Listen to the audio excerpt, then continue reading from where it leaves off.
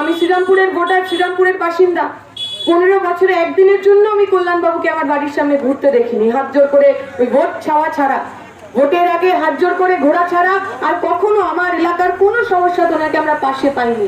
আমরা বলছি এমন এমপি রেখে লাভ কি যাকে চোখে দেখা যায় না। ওই একটা সিনেমা ছিল না মিস্টার ইন্ডিয়া, তাতে হাতে ঘড়ি পড়লে অনিল কাপুর অদৃশ্য হয়ে যেত। আমাদের এমপির অবস্থাও তাই, উনি খালি ঘড়ি পড়েন না, এমনি এমনি অদৃশ্য হয়ে যাচ্ছে। আমি শুনলাম যে কোনো একজন নাকি আমাকে মিস্টার ইন্ডিয়া বলেছে। ঘর হতে শুধু 2 পা ফেলিয়া একটি ধানের শীষের ওপর একটি শিশির বিন্দু। তো মিস ইউনিভার্স দেশ বিদেশ সমস্ত ঘুরে বেরিয়েছেন মিস ইউনিভার্স। তো মিস ইউনিভার্স ঘুরে বেরিয়ে শ্রীরামপুরে এসে মিস্টার ইন্ডিয়াকে দেখতে পেয়েছেন উনি।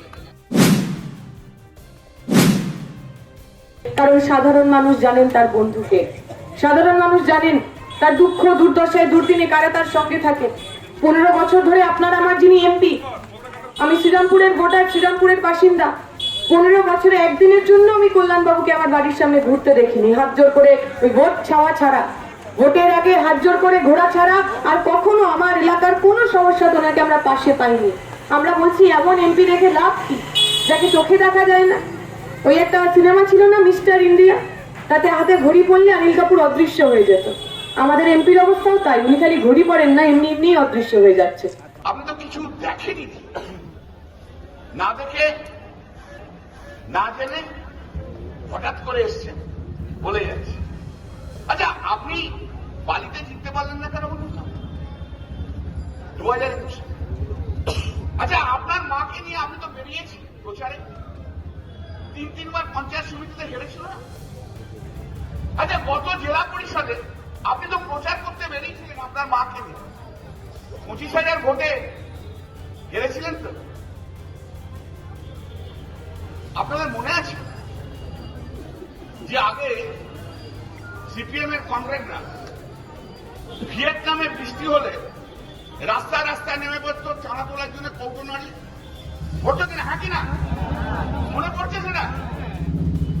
ওনার এখন কোথায় জওহরলাল ইউনিভার্সিটিতে এসএফআই জিতেছে, সেই আনন্দে ভাবছে শ্রীরামপুরেও সিপিএম কে নিয়ে জিতে যাবে। আসলে সিপিএম আছে সিপিএমই, তার কোন উত্তরণ আজ পর্যন্ত হল না, উত্তরণ আজ পর্যন্ত হল না।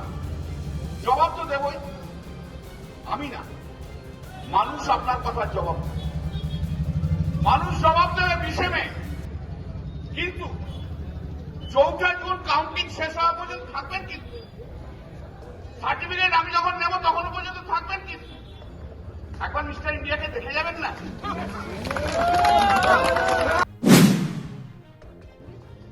আচ্ছা, আপনি কি দেখতে পেয়েছিলেন বলুন তো? আপনাকে জিজ্ঞেস করি, আপনি কি দেখতে পেয়েছিলেন যে 2011 পর্যন্ত যখন আপনাদের বিধায়ক ছিল, তখন স্বাধীনতার পর থেকে কোন উন্নয়ন এই অঞ্চলে হয়নি? দেখতে পেয়েছিলেন?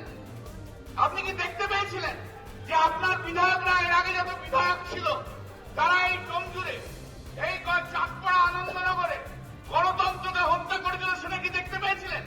আচ্ছা, আপনি কি দেখতে পেয়েছিলেন এই চকপাড়া, আনন্দনগর অঞ্চলে সিপিএম এর হারমাত বাহিনী সমস্ত মানুষকে, তৃণমূল কংগ্রেস কর্মীদের দিনের পর দিন মারপিট খুন করেছে? সেটা কি দেখতে পেয়েছিলেন? আপনি কি দেখতে পেয়েছিলেন যে আপনার সিপিএম এর পূর্বসূরীরা সারা পশ্চিমবঙ্গব্যাপী তৃণমূল কংগ্রেসের কর্মীদের খুন করে মাটির তলায় ঢুকিয়ে রেখেছিল, আজও তাদের হাড় বেরোয়?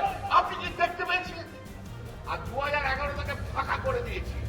আগামী 50 বছরে সিপিএম পশ্চিমবাংলায় কোমর তুলে দাঁড়াতে পারবে না। সেই যে কোমর 2011-তে ভেঙে গেছে,